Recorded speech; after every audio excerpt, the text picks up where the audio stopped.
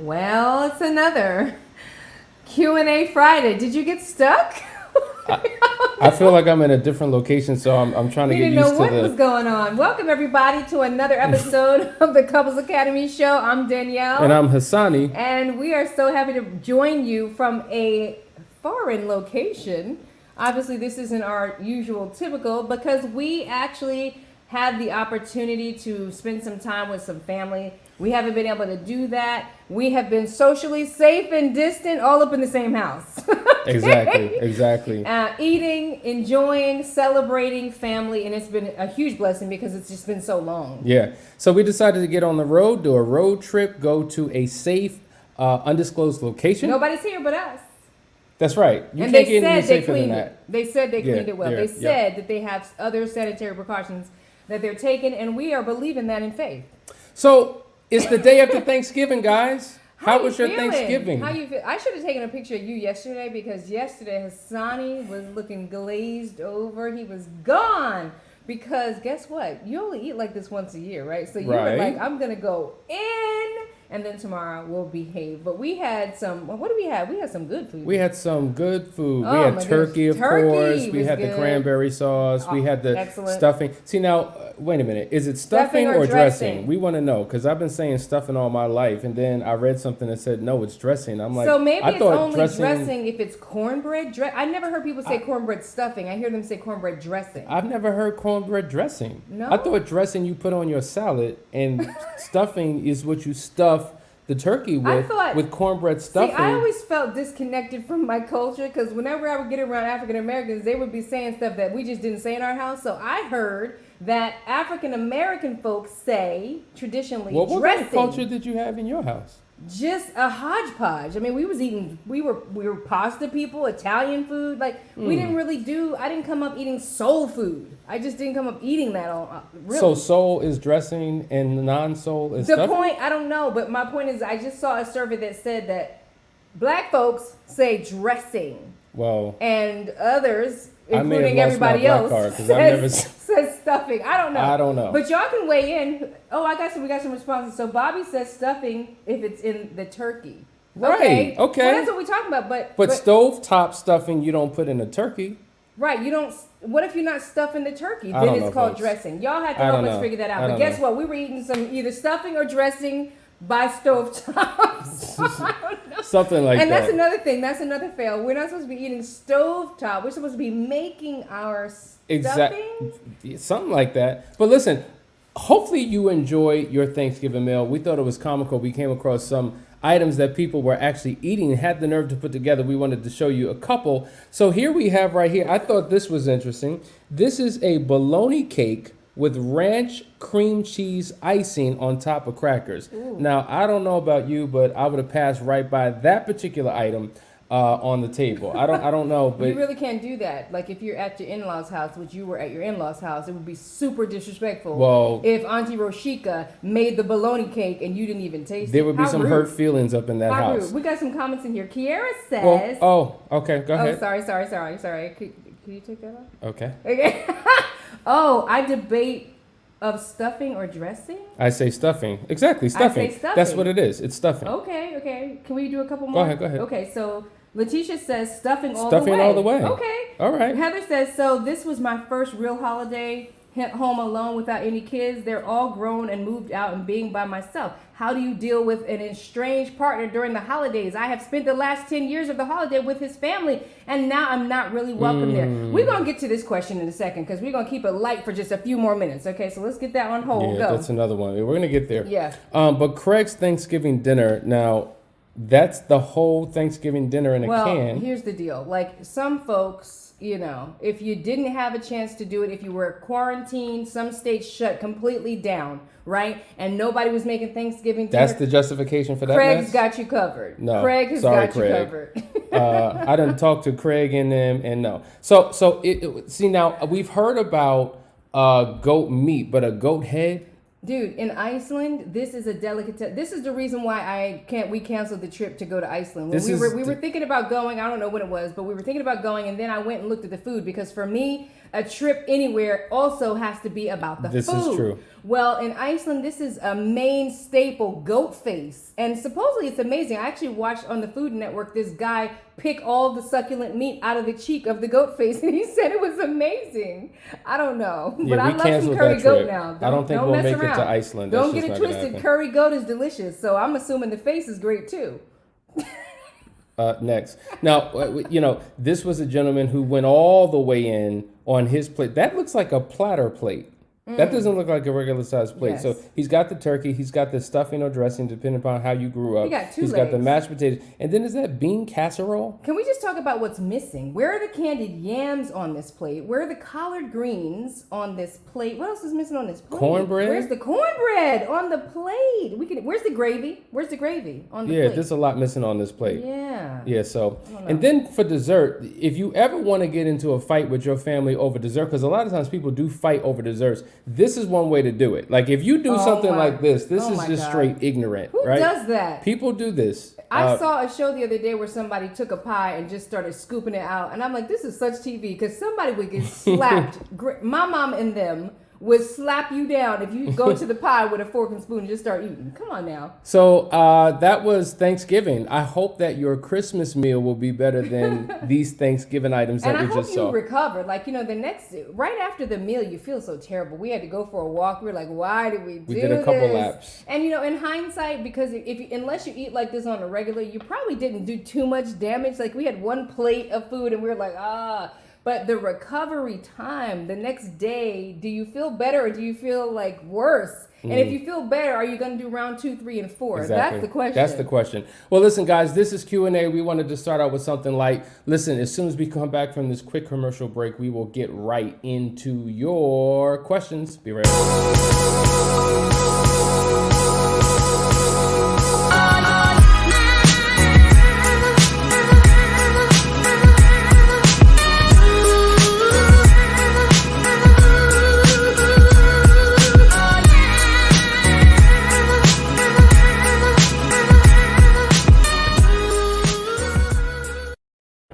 All right, guys, we're back.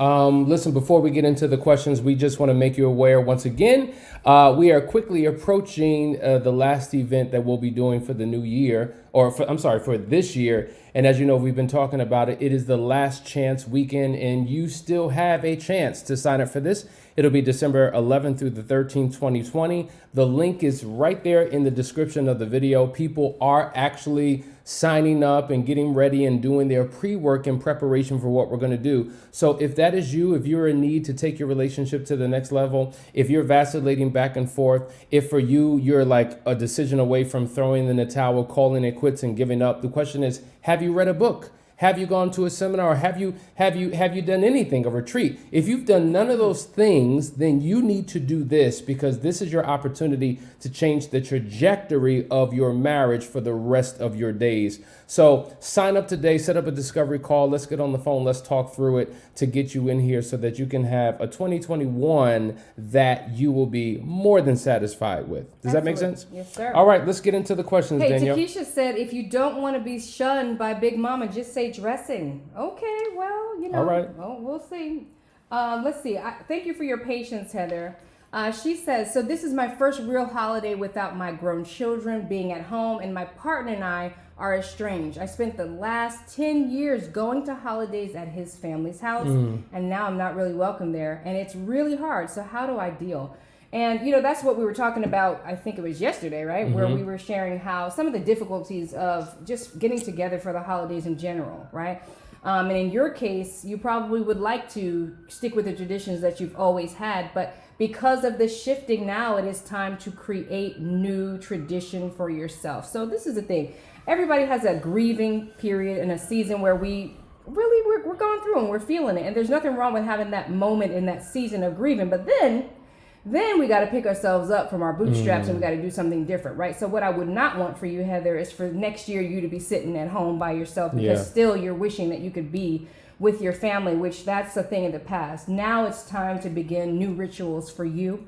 And that might mean getting together with friends and finding some connections with your family, your own family, that maybe you haven't done that in a while because you've been married. But it's about establishing new tradition, new culture for yourself now. Yeah, when we were in church on Sunday, what a powerful message that was given. And the name of the sermon was Get Used to Different.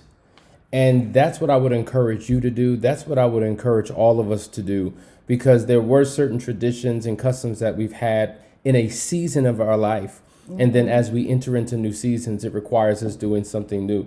We can't hold on to the old. We have to celebrate the old and then begin to embrace something different.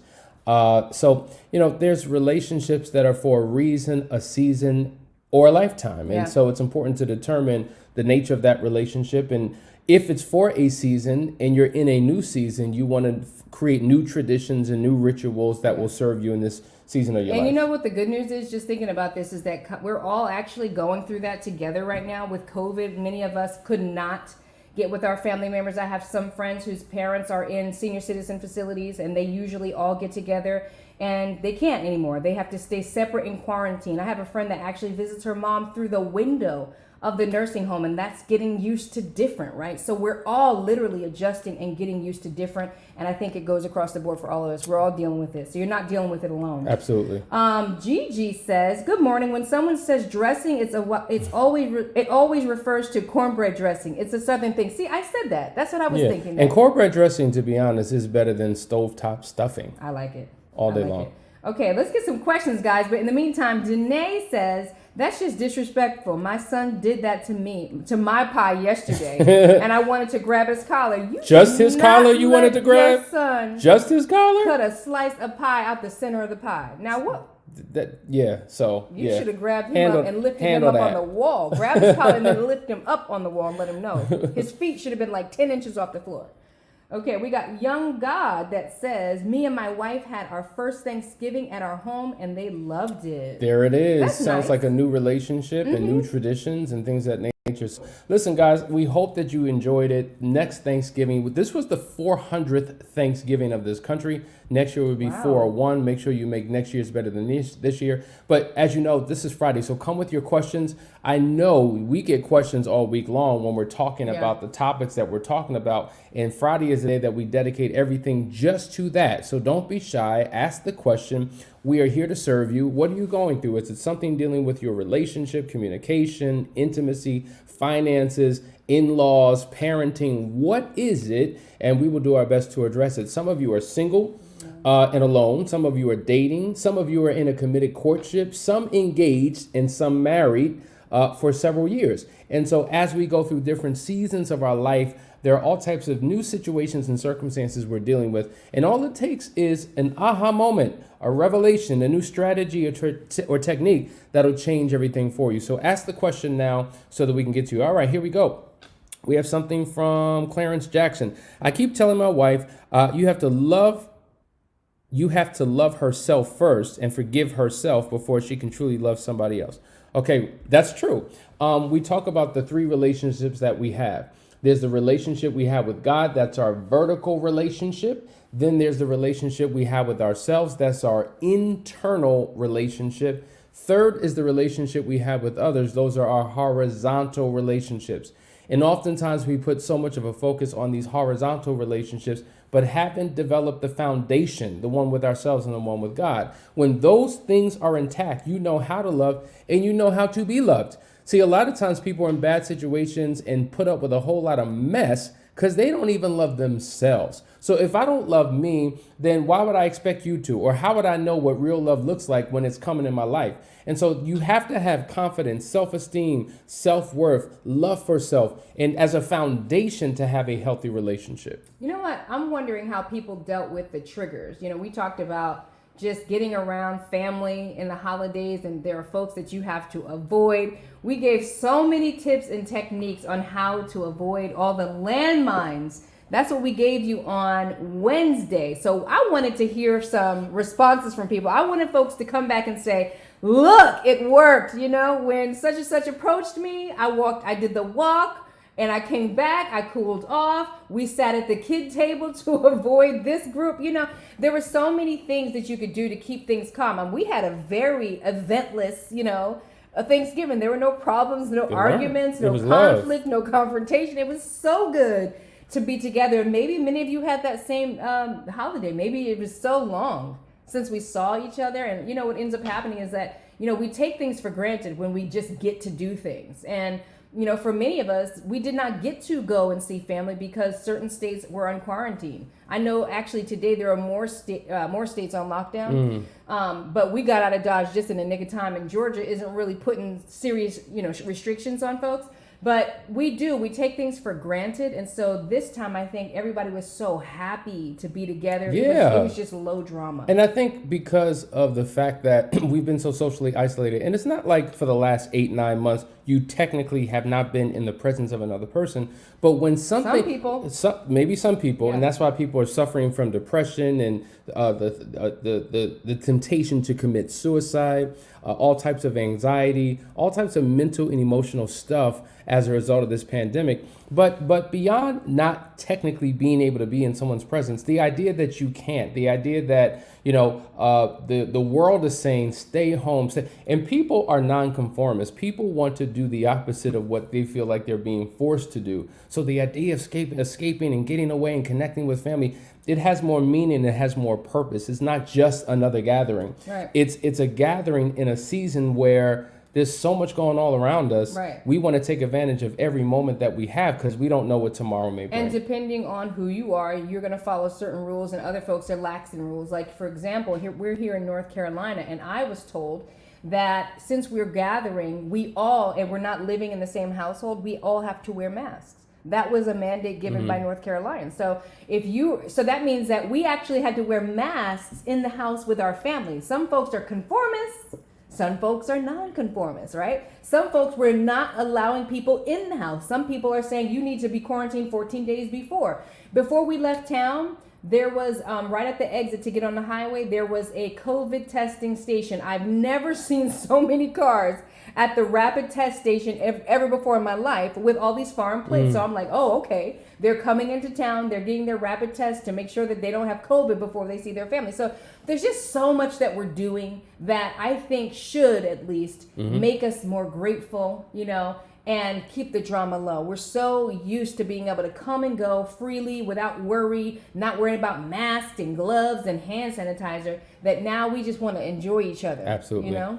All right, we have another comment. And if this is getting choppy, it's because of the Wi-Fi connection in this part of the country that we're at, but just bear with us, guys. Good morning. Thank you for sharing and for transparency. And let me just say, we appreciate you saying that. That is something that you want to begin to have in your relationship. We talk about communication, right? Well, one of the keys to having healthy communication in your relationship is the ability to open up, to share, and to be transparent. When you are transparent, when you have decided to become vulnerable, it's like emotionally becoming naked with your partner. Now, a lot of us who are married, we have no problem becoming physically naked. That's easy, right? But to share my heart, to share my mind, to share my thoughts, to share my emotions, that's a little bit more challenging for a lot of people for a number of different reasons. And so if you don't have that in your relationship, then you're limiting the potential of the level of oneness and closeness and connectivity that you can have. Because intimacy and transparency should be one of the things that separates this primary relationship from every other relationship on the planet. Now, of course, you have close friends, you have family members, you have people that you connect with, and you can share and you can connect. But there should be no closer relationship than the relationship between a husband and a wife. So I hope that transparency will be the new norm. You know, we talk about get used to different. We need to begin to do different in the area of the way that we connect with one another that will take our relationships to the next level. Yes, fellowship says, yes, no drama. So it sounds like most of us had an uneventful holiday weekend, which is great. And I want to piggyback on what Hassan is saying about transparency. You know, we do appreciate you saying that. It's the only way we're able to do what it is that we do, being able to be honest and just open about what's going on. Because for the longest time, Hassani and I, when we were looking for somebody to look to and say, do they have it all together? All we saw was devastation, disaster, drama. We didn't really have anybody to go to that would tell us, listen, this is what you need to get prepared for. Like when you walk into marriage, don't think it's all rose-colored glasses, okay? We didn't have anybody to keep it real. So we don't show up here perfect and acting like we have it all together. We will tell you when we don't have it together. We're so transparent because that is what we needed. And we assume that you need the same exact thing. That transparency is what gives you some hope. Because when you get around people, and this is the power of doing group, like when we do our group work, is that you get a whole bunch of couples in a room. That really transformed us when we did our sessions to get us back to where we needed to. When I started hearing other people's stories, their transparency, when I started being able to have an earshot into other people's norms, I was just like, wow, okay, this is an area right here I really need to work on. Or, oh God, it ain't that bad. Or, maybe I could do a little more here and there. It just helps you. It's iron sharpening iron. It allows you to prune off all the dead leaves, but you don't even know you got dead leaves if there's nobody to look at. So, it is an honor for us to be a reflection. It is an honor for us to be a beacon of light. That's why we do what we do. So just keep tuning in. Matter of fact, this is a good point to ask you guys to make sure that you like, share, and subscribe because we want more people to hear about this. And we really appreciate you for joining us on the day after Thanksgiving because we know you are tired from all that tryptophan and that turkey. Speaking about group, here's the reality. What group are you a part of? What community are you in? A lot of times couples feel like they're on an island all by themselves, that there are no other couples that they can connect with, that there are no other couples that they can relate to, that there are no other couples that they can speak to and allow them to speak into them. There's power in community. And we've said this countless times. Yes, it takes a village to raise a child, but it does keep a community to keep a marriage intact. And we love being a part of a community called Couples Academy. And one of the ways that we demonstrate, the power of this community is through this show every single morning. So that's why we want you to tune in and share it with others, because what happens is if you're listening to something and something resonates with you, you should be able to have another couple that you can talk about and say, did you hear a segment today? They were talking about such and such. What are your thoughts on that? And you get to glean from other people's experiences. There's so many things that you can do to enhance different areas of your relationship when you find out what other couples are doing. And so there's power in community. So listen, be a part of it. And that's what we're here for. Go to couplesacademy.org. Somebody just asked, what's the website? Couplesacademy.org. I was just going to say put up the top. But here we got something from Young. It says, me and my wife are transparent, but it's just hard to understand each other. And I think Cassandra was speaking a little bit about that. I mean, at the end of the day, there are many reasons why we withhold information from each other. And for many, it's just that there's not a safe space. You don't have a safe space. If your partner knew who you really were or how you really think, they wouldn't be able to handle it. And then there are other cases where people are just hiding things because they're lying. And you can't be transparent when you are lying and not doing what you're supposed to be doing. So, this is the stuff that we work with couples to figure out. Call us. We offer a 15-minute discovery call so that we can give you some tips and find out if there's anything we could do to help you learn how to communicate with each other, because communication is the principal thing. If you can't talk to your spouse, you can't seldom do anything else. You can't resolve a problem. You can't plan for the future. You can't do much of anything without communication. Absolutely. Okay. We got something from Lions down here. It says, I am looking to move forward after my wife's 2-year affair, but she deleted her history text and internet. How can I believe she is being transparent? You want to jump on that? Well, number one, that's not an example of being transparent. Yeah. People do have a tendency of deleting, because if I delete all the evidence and all the things that happen, you'll never know, and we won't be able to address it, and mum's the word. And see, the reality is, and I don't mean to sound redundant with this, but when it comes to the discovery phase where you're discovering what happened in the past, you need a third party to guide you through that process. See, the seat that we sit in, we've been in this seat for a number of years. And so every scenario that you can think of, we've come across. So a lot of times we can tell, and it's not like we're human lie detector tests, but we can tell when someone is being dishonest, when they're minimizing, when they're I don't remember. I don't know. I don't remember. Like, those are tactics that people use. And a lot of times they don't want to share those details for a number of different reasons, but two in particular. Sharing the details is they believe, gonna cause further hurt and pain, and they don't want to do that. So therefore, they avoid having those conversations and will hold on to those truths for dear life. But another reason that people deny this type of information and what they've done, they don't want to be reminded of it because they feel trapped in their own shame for what they've done, or they feel trapped in the feeling of guilt for what they've done to you. And by avoiding the conversation, they avoid feeling uncomfortable within themselves.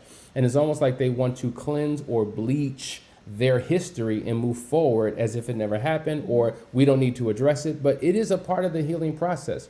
We're going to talk about this at some point, but there is something called the affair story.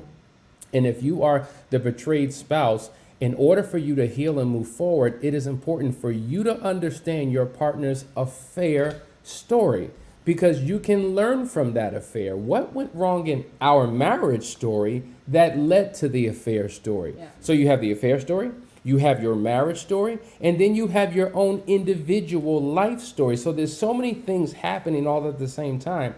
And if I don't have these missing pieces to the puzzle, I won't be able to get the clarity and closure I need to move forward. Good. Darlene says, could someone have an affair just to do something without having feelings for the person they're having the affair with, I guess, and just cut it off?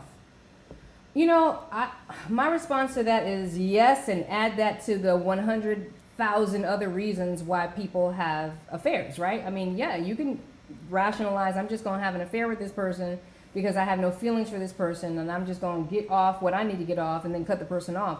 None of that justifies it or makes it right. None of that is an antidote to the problems that are within the relationship that you actually have that would allow you to step out on them, have a secret affair on your partner. You see? So people have all kinds of excuses and reasons why they step out, and in their mind it's justified and it makes sense why I'm going to do it. I am angry with my spouse. I have no connection with my spouse. My spouse doesn't give me enough sex. My spouse doesn't give me the type of sex that I want. All these reasons that we make up as a justification to begin to lie, literally to diminish our character, right? Begin to lie, cheat, and steal. Because that's what that is. That's what the devil does. He lies and cheats and steals. Well, you're lying because you got to lie to have an affair. You're cheating because you're robbing on your spouse. And you're stealing because you're robbing your spouse of fidelity, which is something that you committed from the beginning. So we can make a gazillion excuses. The answer to your question is yes, but it doesn't make it right and it doesn't justify. There it is. Yeah. We have another question. Tamika says, I have been married for 18 years, no children. We always wanted them.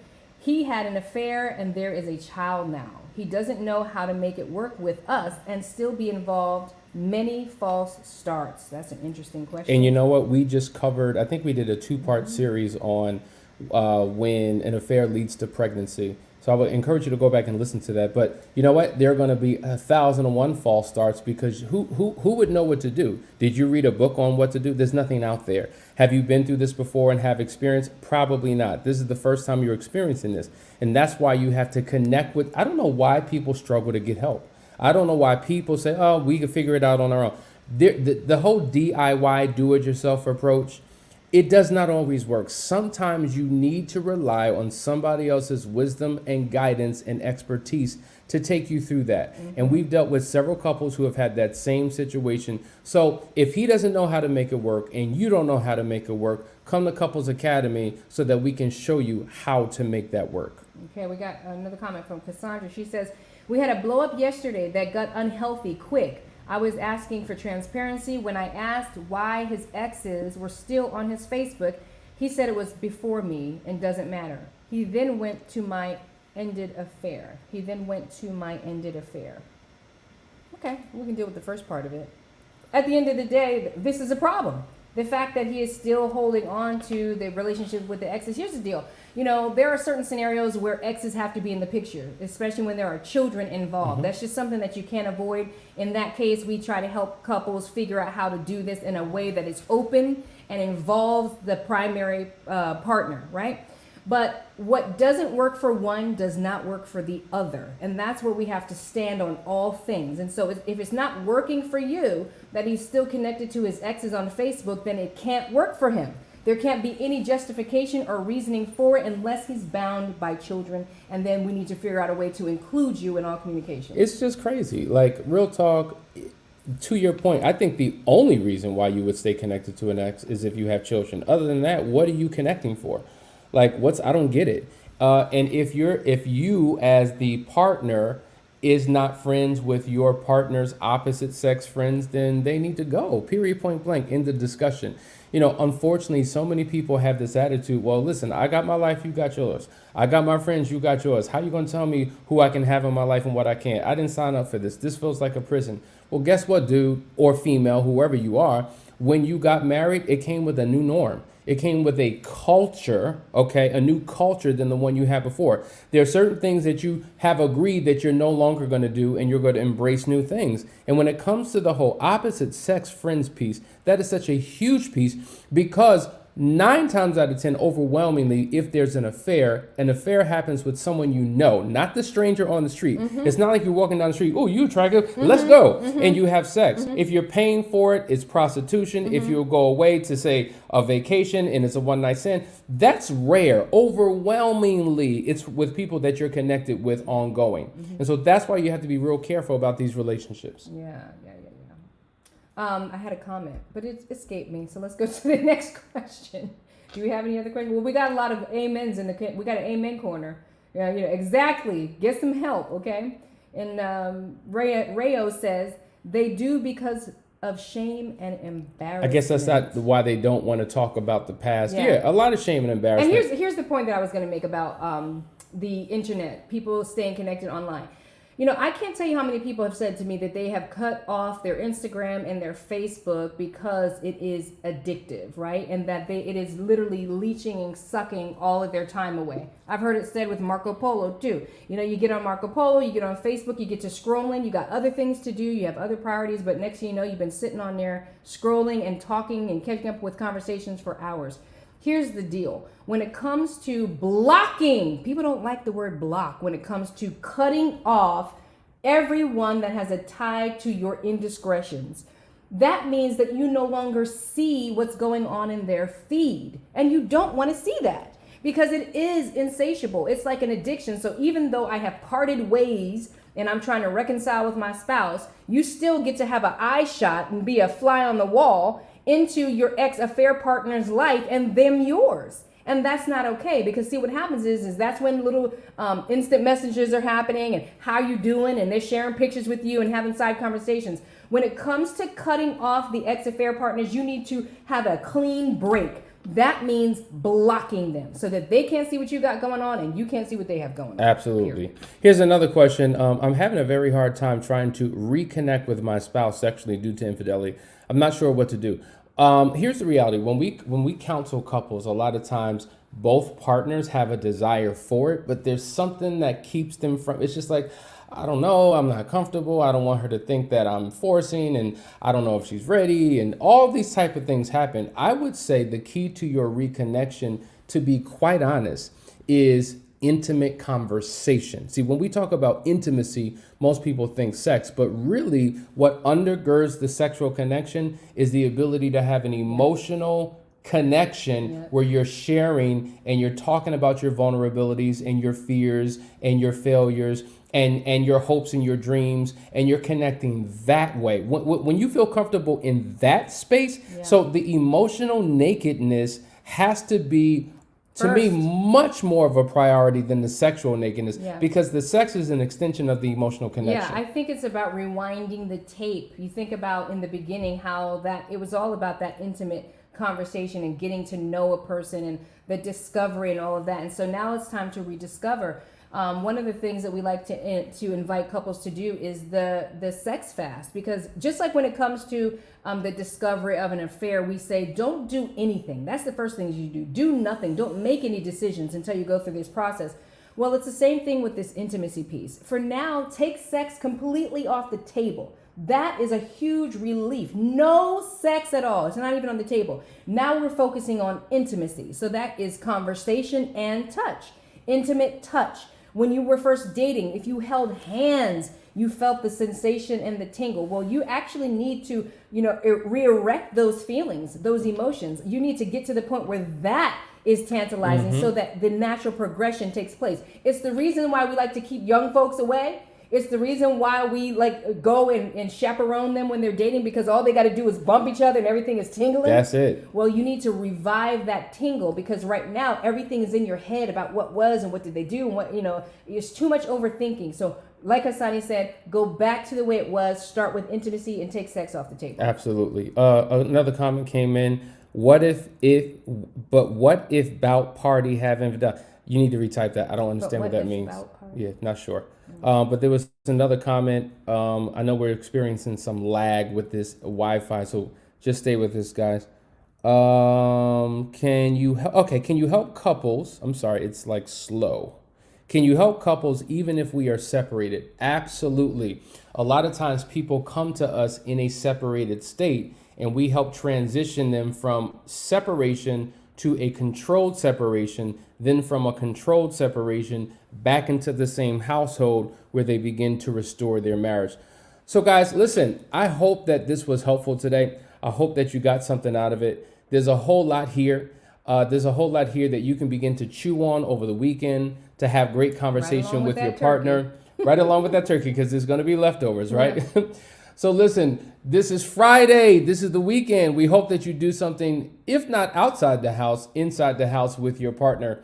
We'll see you on Monday for another great episode. Continue to tune in to the Couples Academy show. Love you guys.